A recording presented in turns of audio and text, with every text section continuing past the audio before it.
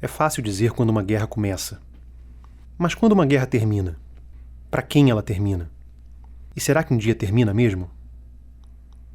A Guerra de Canudos começou em novembro de 1896. Foi quando os moradores do arraial fundado pelo beato Antônio Conselheiro no sertão da Bahia expulsaram um grupo de policiais enviados pelo governo estadual para ameaçá-los. Foi o primeiro de uma série de ataques, cada vez maiores e mais violentos, contra o povoado sertanejo que se recusava a aceitar a recém-proclamada República Brasileira. Quase um ano depois, em 5 de outubro de 1897, 5.000 soldados entraram em Canudos. No arraial que chegou a reunir 25.000 habitantes, atraídos de todos os cantos do sertão pela promessa de uma vida melhor, restavam apenas 4 pessoas: um velho, 2 homens e uma criança. Os soldados mataram os sobreviventes, incendiaram todas as casas e levaram a cabeça de Antônio Conselheiro para que servisse de exemplo. Era o fim da Guerra de Canudos. Mas Canudos não terminou ali. Continuou em 1902, quando um jovem engenheiro militar que testemunhou a guerra, Euclides da Cunha, denunciou a ação do governo como um crime nas páginas de Os Sertões e gravou o nome de Canudos na história do Brasil. Continuou nos anos seguintes, quando aqueles que tinham conseguido escapar da guerra voltaram e reconstruíram a cidade sagrada. E continuou quando a segunda Canudos foi alagada para a construção de um açude, durante a ditadura, e os moradores foram removidos dali. Continuou ao longo do século XX, quando o significado de Canudos foi disputado e remodelado por historiadores, políticos, escritores, músicos, cineastas e pensadores de todas as partes do país e do mundo. E continua até hoje, quando tudo aquilo que o nome de Canudos evoca, a violência contra os pobres, a truculência das autoridades, o desprezo das metrópoles pelo sertão, permanece atual e define o Brasil. Mais de 120 anos depois da guerra, Canudos ainda não terminou. Eu sou Guilherme Freitas e esse é o podcast Sertões, Histórias de Canudos, uma produção do Instituto Moreira Salles. Em 5 episódios, vamos percorrer a história de Canudos para entender por que essa guerra do século XIX ainda ecoa no Brasil do século XXI. Tanto que Euclides da Cunha é o autor homenageado em 2019 na Festa Literária Internacional de Paraty, a FLIP. Parte importante da história de Canudos está nos acervos do Instituto Moreira Salles. Aqui foram restauradas as únicas fotos conhecidas da guerra, feitas por Flávio de Barros. Aqui são mantidos trabalhos de fotógrafos que seguiram a trilha dele, como Mário Cravo Neto, Maureen Basiliat e Walter Firmo. Aqui estão os arquivos de 2 dos maiores especialistas na obra de Euclides, o jornalista Olímpio de Souza Andrade e o pesquisador Roberto Ventura. E aqui organizamos uma edição dos Cadernos de Literatura Brasileira dedicada a Euclides e uma dos Cadernos de Fotografia Brasileira sobre Canudos. Para discutir as histórias guardadas nesses acervos e outras mais, a gente vai conversar em cada episódio com pesquisadores e artistas que se dedicam à obra de Euclides e à memória de Canudos. Esse é o episódio 1, O Livro Vingador. Eu sou Francisco Futi Hardman, professor titular de Literatura e Outras Produções Culturais, lá no Instituto de Estudos da Linguagem da Unicamp. Valnice Nogueira Galvão e sou professora emérita da Faculdade de Filosofia, Letras e Ciências Humanas da USP. Quando a Guerra de Canudos começou, Euclides da Cunha estava a quase 2.000 quilômetros do sertão baiano, ocupado com uma obra bem diferente daquela pela qual seria lembrado até hoje. Aos 30 anos, recém-formado em engenharia, ele tocava a reconstrução de uma ponte metálica em São José do Rio Pardo, no interior de São Paulo. Para ser justo com Euclides e com a ponte, é bom registrar que ela está de pé até hoje, é o orgulho da cidade e leva o nome do escritor. Mas, em fins de 1896, Euclides era um engenheiro que escrevia. Tinha uns poucos poemas publicados em revistas, outros tantos rabiscados em cadernos e uma atuação discreta como articulista na imprensa. Menos de um ano depois, ele estaria no centro do conflito, cobrindo a guerra como correspondente do jornal O Estado de São Paulo. A imprensa de todo o país retratava os habitantes de Canudos como um bando de fanáticos monarquistas que desafiava a República no sertão. Só tinha fake news. Por exemplo, carta do Antônio Conselheiro, falsa, inventada, publicada na primeira página dizendo o que ele pensava da República, do que ele ia fazer, ia matar todo mundo, que ia restaurar o trono, esse tipo de coisa. Saía. Eu conversei com a Valnice Nogueira Galvão, professora da USP e autora de mais de 10 livros sobre Canudos e a obra de Euclides. Entre eles estão a mais recente edição crítica de Os Sertões, publicada pela Ubu, e o clássico No Calor da Hora, sobre a cobertura da guerra na imprensa da época, que ela acaba de relançar pela CEP. A teoria conspiratória era a seguinte, é que era uma revolução, uma tentativa de restauração monárquica mundial que tinha bases em Berlim, Londres, Nova York e Buenos Aires. Aqueles pobres coitados lá, né? Tinha navios ao largo e tinha instrutores estrangeiros lá em Canudos, ensinando o pessoal a lutar. Tudo mentira, tudo inventado. Isso é imprensa de Rio e São Paulo. E Bahia. Bahia. Mais forte ainda na Bahia, né? Porque era lá que estava se passando as Como coisas. é que as reportagens de Euclides se encaixavam nesse... Ele estava acreditando em tudo isso. Às vezes, quando ele assiste ao interrogatório de uns jagunços, ele ainda chamava de jagunço, né? Todo mundo. Hoje em dia a gente já não chama mais. De um jagunço de 14 anos, ele escreve assim, nas reportagens, não nos sertões, nas reportagens ele diz assim, não é possível que ele esteja mentindo. Uma pessoa com essa candidez que esse cara tem, não está mentindo, ele está falando a verdade. Então não é nada disso que a gente pensava que está acontecendo. Porque eles perguntavam, tem munição? Não tem. Tem canhão? Não tem. Tem instrutor? Não tem. O que é que tem? O que vocês pretendem? A gente pretende salvar a alma. Foi a resposta do jagunço de 14 anos. Caiu-lhe a alma aos pés do Euclides, né? Euclides tinha se formado na escola militar no fim do Império, com ideais abolicionistas e republicanos. Por isso ficou tão alarmado ao ver um grupo de brasileiros se colocar contra a República. Entre novembro de 1896 e março de 1897, os seguidores de Conselheiro expulsaram 2 missões do governo da Bahia e uma tropa federal de 1.300 homens. Foi depois dessa terceira vitória que a resistência de Canudos ganhou contornos épicos na imprensa. Um dos responsáveis por isso foi o próprio Euclides. Ele publicou no estado de São Paulo 2 artigos que comparavam Canudos à Vendéia, uma região da França que não aceitou a Revolução Francesa. Os artigos chamaram a atenção do diretor do jornal, Júlio Mesquita, que convidou Euclides para cobrir a guerra, junto com a 4ª expedição enviada pelo governo, dessa vez com 6.000 soldados. Quando Euclides chegou a Canudos, sentia-se parte de uma missão para salvar a República. Isso fica claro nas anotações que ele fez no caderninho que levou para a guerra. A disposição entre os oficiais é a melhor possível. A saudade, imensa e indefinível saudade dos entes queridos ausentes, desce às vezes profunda e dolorosa, esmagadora.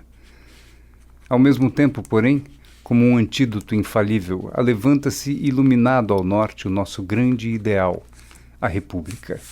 Profundamente consolador e forte, amparando vigorosamente os que cedem às mágoas, impelindo-os à linha reta nobilitadora do dever. E reagimos. Eu nunca pensei que essa noção abstrata da pátria fosse tão ampla que, traduzindo em síntese admirável todas as nossas afeições, pudesse consolar tanto aos que se afastam dos lares tranquilos, demandando a agitação das lutas e dos perigos. Compreendo-o agora. Em breve, pisaremos o solo aonde a República vai dar com segurança o último embate aos que a perturbam. Esse é um trecho que Euclides escreveu a bordo do navio que levou para a Bahia junto com as tropas. Ignorada por muito tempo, a caderneta de campo só foi publicada em 1975, mais de 6 décadas depois da morte do autor, depois de ser transcrita pelo jornalista Olímpio de Souza Andrade. Olímpio era um apaixonado pela obra de Euclides, e é autor de um livro essencial sobre ela, chamado História e Interpretação de Os Sertões, de 1960. O caderninho original de Euclides está sob guarda do Instituto Histórico e Geográfico Brasileiro, e a cópia transcrita por Olímpio está nos acervos do IMS. Euclides chegou ao acampamento militar nos arredores de Canudos no início de setembro, na fase decisiva da guerra. De botas envernizadas e calças de seda, ele se destacava no cenário degradado pelo longo conflito. No caderninho, anotava impressões da guerra, esboçava croquis do arraial, reunia expressões sertanejas e descrições do solo e da paisagem, de plantas e animais.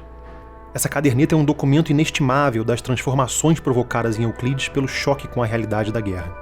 5 anos depois, ele transmitiria esse choque ao Brasil inteiro com a publicação de Os Sertões. Euclides da Cunha, como outros republicanos, digamos, sinceros, que estavam de fato imaginando que a República Brasileira poderia trazer algumas das melhores conquistas que a Revolução Francesa tinha trazido um século antes, logo se desiludiu, né? Porque além desse aspecto mais repressivo, militar, nós tivemos também crescentemente o peso maior das oligarquias. Esse é o Francisco Fut Hardman, professor da Unicamp, que tem também uma longa história de dedicação à obra de Euclides. Fut é um dos organizadores da Poesia Reunida e dos Ensaios Reunidos do escritor, e da edição crítica de A Margem da História, o livro sobre a Amazônia que Euclides morreu antes de concluir. Em 1894, portanto 3 anos antes de ele ir para Canudos, ele ele requer a ida dele para a reserva. Ele está pedindo demissão, está pedindo para sair. Então ele vem depois morar no estado de São Paulo, ele se torna engenheiro não mais militar, mas engenheiro civil de obras públicas do estado de São Paulo, né? E aí ele começa cada vez mais a colaborar em jornais, etc. Então, veja, em 1895, o Euclides da Cunha já é um ex-militar, né? Então, quando ele vai para Canudos, num primeiro momento é uma coisa contraditória. Ele se serve, ele vai para um teatro da guerra, né, que é um observatório ali onde ficavam os comandantes, né, o alto comando do exército durante a repressão. Ele está vendo os últimos dias, né, de Canudos. Os militares davam a ele acesso a essa posição, né? Isso revela que ele ainda tinha muito prestígio, né? Era benquisto, né? Ele tinha escrito A Nossa Vendéia, como se a revolta de Canudos fosse um movimento restauracionista, né, do Império, que era a versão oficial. Isso é bastante mais complexo, né? E, portanto, era um movimento de traição. Mas já, então, vendo aquela situação, ali ele viu cruamente, né, o final da guerra e se deu conta, então, do que estava acontecendo, quer dizer, um massacre de uma população camponesa, pobre, com uma diferença brutal de armas, né, de poder bélico com relação ao exército, que assim mesmo que tinha enfrentado e vencido 3 expedições militares, né, e a 4ª expedição é a expedição que finalmente põe fim ao movimento. Então, você vê que, a partir dali, eu acho que ele começou um processo de reflexão, eu acho que foi uma coisa muito impactante para ele, na consciência dele. Ele diz que aquilo é um crime da nacionalidade, atribuindo ao exército a responsabilidade pelo massacre de uma população de brasileiros. O livro inteiro é um chamamento a dizer, olha, esses são nossos irmãos. Essa não é uma guerra contra inimigos monarquistas que estão subvertendo a ordem republicana, né, etc, etc. Não, isso aqui é um massacre de pessoas indefesas. Esses são brasileiros, essa figura toda do sertanejo que ele vai constituindo, né? Então ele, olha, Brasil, a civilização voltada para o Atlântico, com os olhos postos na Europa. Essa civilização, em parte, é uma civilização, portanto, postiça. Então, a formação da nacionalidade brasileira está, de alguma maneira, nesse interior para o qual a civilização litorânea sempre deu as costas, né? Na hora, houve uma reação muito violenta de todo mundo ficar ofendido e insultado, né? Mas, ao mesmo tempo, houve um movimento paralelo de aceitação do livro que, a meu ver, é um grande meia-culpa. As elites, vamos dizer assim, não era todo mundo. Mas o pessoal estava com remorso, porque depois que acabou a guerra, que todo mundo viu o que era. Na verdade, não era nada, entende? Não tinha sentido cometer um genocídio daqueles. Mandaram 23 canhões. Os caras não tinham nem arma. Eles pegaram a arma do exército, que os soldados deixavam cair, coisa assim. A bala que eles usavam era pedregulho. É um absurdo o que aconteceu, né? E todo mundo estava com um remorso danado. E era um remorso público e coletivo que os sertões encarnam. Uma mudança de ponto de vista e de lealdade, né? Ele chega lá como aliado do exército e ele sai como aliado dos canudenses. Por isso que o livro é tão impressionante, Os Sertões. É a descrição interna que ele faz dessa virada de consciência. Isso é genial. E onde na caderneta a gente sente... Nessas escolhas que ele faz.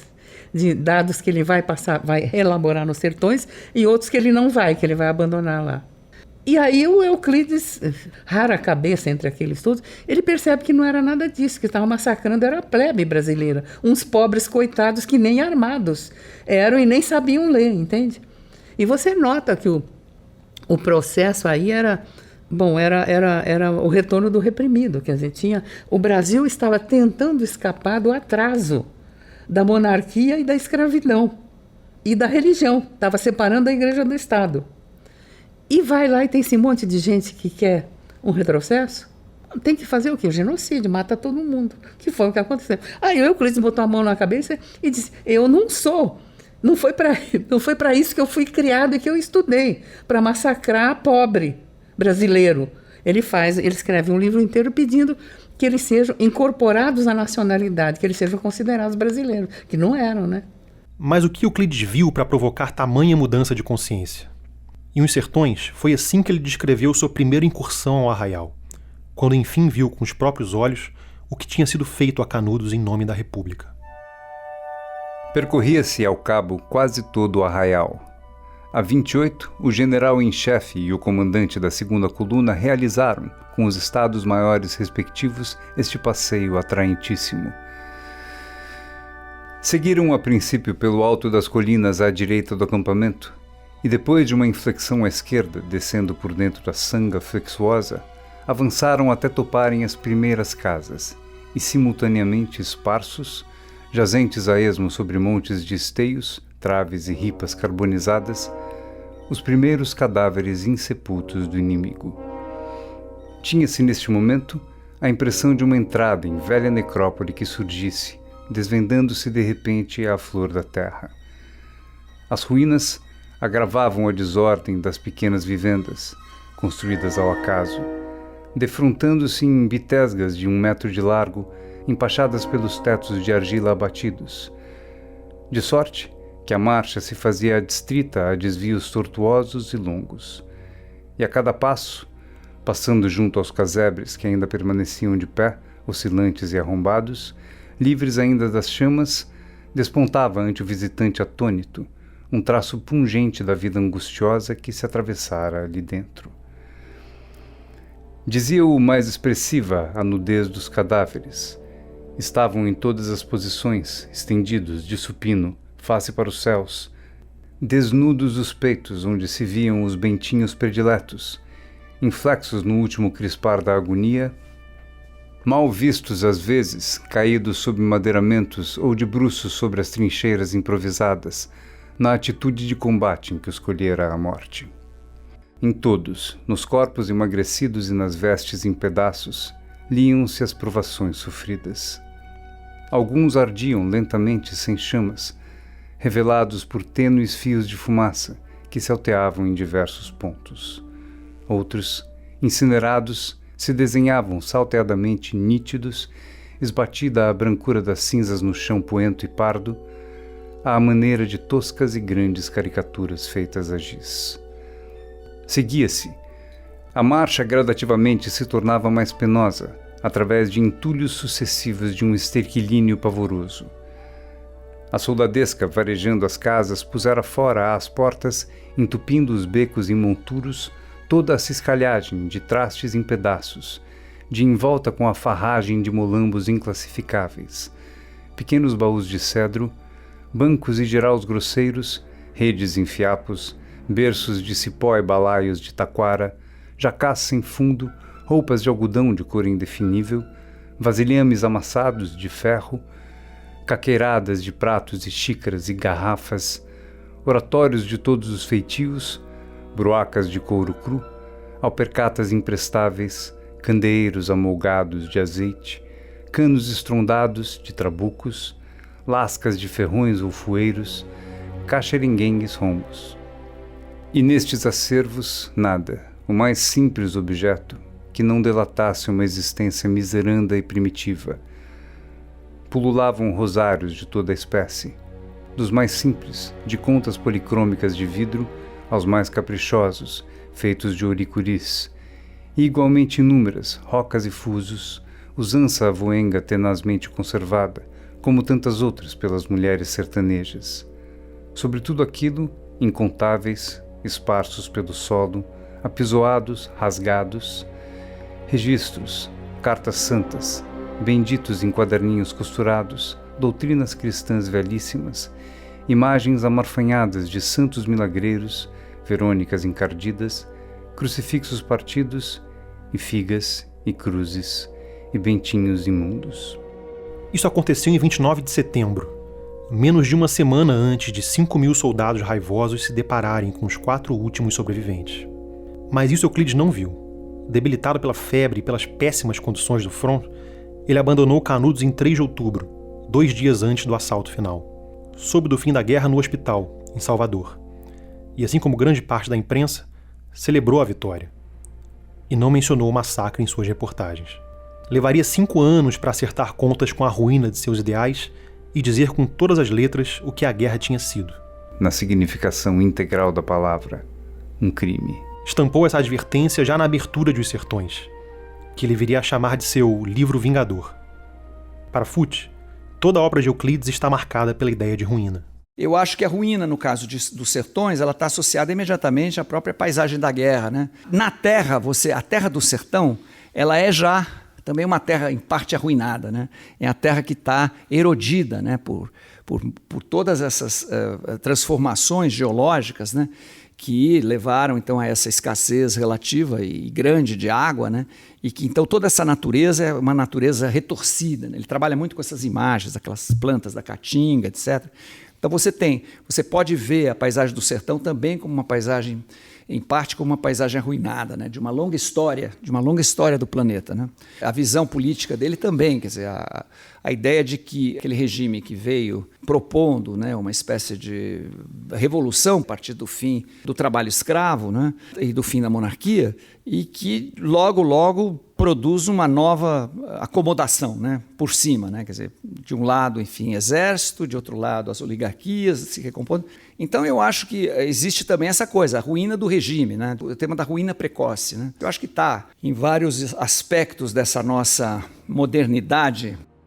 Foi em meio a essas ruínas que Euclides construiu um monumento. Ele construiu um monumento literário, tá? Não é a mais importante insurreição brasileira, nem a mais cruelmente exterminada. Não é o pior genocídio. A insurreição do Contestado, que foi aqui no Sul, durou vários anos, não durou pouquinho que durou Canudos, e comprometeu 2 ou 3 estados. Quer dizer, foi uma coisa longa, muito mais tempo tomado, muito mais confusão, etc. Alguém ouve falar nela? Ninguém. Porque ninguém escreveu Sertões sobre o Contestado. E a denúncia do genocídio, né? Que era uma palavra que só entra na língua portuguesa depois de 1945. Então não tinha a palavra na época, mas ele está denunciando o genocídio, né, dos pobres. Qual é a importância de voltar ao Euclides, voltar aos Sertões hoje?